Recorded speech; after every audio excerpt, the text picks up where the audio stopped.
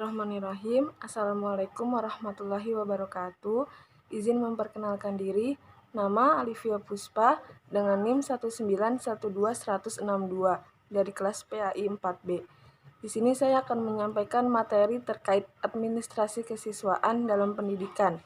Dalam mata kuliah Administrasi Pendidikan dengan dosen pengampu Helena Nelis MPD. Baik, yang pertama ada pengertian dari administrasi pendidikan, dan administrasi kesiswaan. Administrasi menurut Siagian adalah keseluruhan proses kerjasama antara dua orang manusia atau lebih yang didasari atas rasionalitas untuk mencapai tujuan yang telah ditentukan sejak awal. Sedangkan administrasi pendidikan menurut Jafar adalah segala usaha serta proses tindakan, penyelenggaraan, pengaturan, serta pelayanan yang berlangsung di dalam lembaga pendidikan untuk mencapai tujuan pendidikan secara intensif. Yang terakhir ada pengertian administrasi kesiswaan. Menurut Suharsami, administrasi kesiswaan merupakan suatu penataan atau peraturan segala aktivitas yang berkaitan dengan siswa, mulai dari masuknya siswa tersebut sampai dengan keluarnya siswa tersebut dari lembaga pendidikan yang disebabkan siswa tersebut tamat atau sebab-sebab yang lain. Yang kedua ada orientasi atau sasaran administrasi kesiswaan. Adapun orientasi dan sasaran administrasi kesiswaan adalah seluruh siswa pada setiap tingkatan dan jenjang pendidikan. Orientasi pendidikan sekarang ini menitik beratkan perhatian pada siswa sebagai objek dan subjek didik. Karena itu, sekolah harus dapat mengetahui dan memahami perbedaan individu peserta didik, mengetahui kebutuhannya, minatnya, dan lain sebagainya. Yang ketiga ada tujuan dan fungsi administrasi kesiswaan. Menurut Sergio Vandi, tujuan administrasi terdapat dalam 4 poin, yaitu produksi, efisiensi, kemampuan menyesuaikan diri, dan kepuasan kerja. Sedangkan tujuan administrasi kesiswaan menurut Sukarman adalah mengatur kegiatan-kegiatan peserta didik mulai dari masuk sekolah sampai dengan lulus sekolah, agar proses pembelajaran siswa di sekolah dapat berjalan dengan baik dan lancar. Selanjutnya ada fungsi dari administrasi kesiswaan.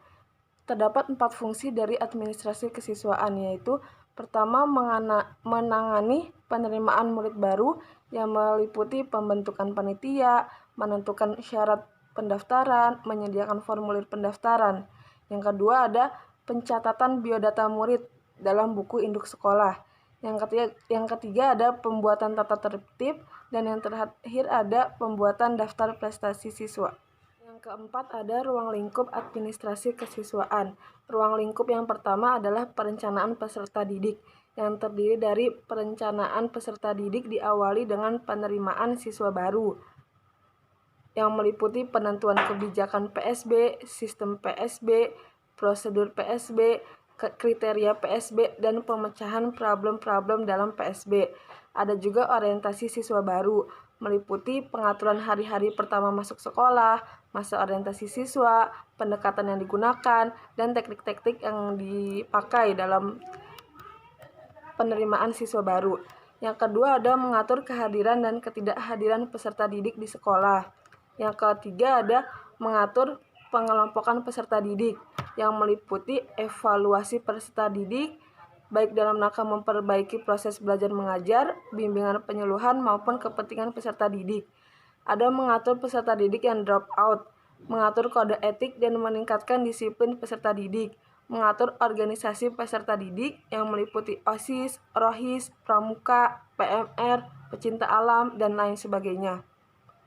Yang keempat ada melaksanakan administrasi kesiswaan, yaitu pemilihan data siswa yang meliputi data siswa baru, data siswa yang pindah, data siswa lulus, data siswa yang mengikuti kegiatan pengembangan diri seperti pramuka, dan sebagainya. Yang kelima ada kegiatan administrasi kesiswaan. Kegiatan ini dapat dikelompokkan menjadi 2, yaitu kegiatan secara umum dan kegiatan di dalam kelas. Kegiatan secara umum yang pertama adalah catatan pendaftaran penerimaan siswa baru. Yang kedua ada seleksi yang berdasarkan faktor pertimbangan sesuai dengan jumlah atau tempat belajar. Yang ketiga ada penempatan atau pengelompokan kelas. Setelah diterima, peserta didik masih harus diatur atau dikelompokkan agar lebih teratur. Selanjutnya ada bimbingan yang diadakan untuk menunjang pembelajaran peserta didik. Yang selanjutnya ada catatan perkembangan peserta didik selama mengikuti proses pembelajaran di sekolah. Selanjutnya ada catatan mutasi. Hal ini, peserta didik akan mengalami perubahan dalam status seperti pindah kelas, naik kelas, atau pindah sekolah. Yang selanjutnya ada daftar nilai atau nilai gabungan yang disebut Lengger. Ada juga daftar hadir dan buku induk. Sedangkan kegiatan administrasi kesiswaan di dalam kelas, menurut Kemendikbud, setidaknya ada 8 aspek kegiatan di dalam kelas, yaitu mengecek kehadiran siswa, yang kedua ada mengumpulkan hasil dan tugas siswa, yang ketiga pendistribusian bahan, alat, dan sumber belajar, yang keempat mengumpulkan informasi tentang peserta didik, yang kelima mencatat data peserta didik, yang keenam pemeliharaan arsip, yang ketujuh menyampaikan materi pembelajaran, dan yang terakhir memberikan bimbingan belajar kepada siswa. Dalam administrasi kesiswaan terdapat layanan perpustakaan.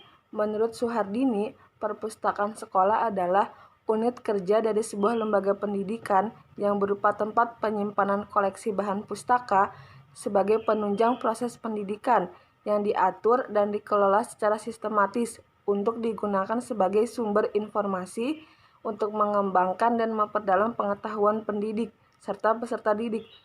Tujuan diadakannya layanan perpustakaan sekolah yaitu pertama, mengembangkan minat, kemampuan, dan kebiasaan khususnya. Yang kedua, mendidik peserta didik agar mampu memelihara dan memanfaatkan bahan ajar. Yang ketiga, meletakkan dasar ke arah belajar mandiri.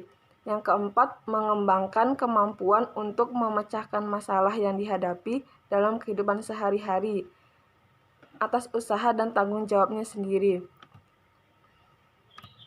Layanan perpustakaan yang dapat diberikan kepada peserta didik meliputi yang pertama, menyediakan bahan pustaka yang memperkaya dan memperluas cakrawala kurikulum. Kedua, menyediakan bahan pustaka yang membantu peserta didik memperdalam pengetahuannya. Yang ketiga, menyediakan bahan-bahan untuk meningkatkan kemampuannya. Yang keempat, ada menyediakan kemudahan untuk peserta didik mengadakan penelitian.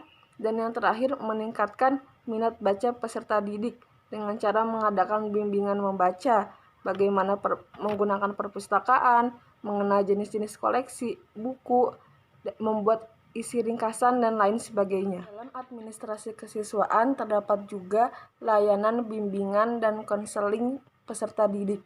Menurut Hendiat Sutopo, bimbingan adalah proses bantuan yang diberikan kepada siswa dengan memperhatikan kemungkinan dan kenyataan tentang adanya kesulitan yang dihadapi dalam rangka perkembangan yang optimal, sehingga mereka memahami dan mengarahkan diri mereka sesuai dengan tuntutan dan situasi lingkungan sekolah, keluarga, dan masyarakat.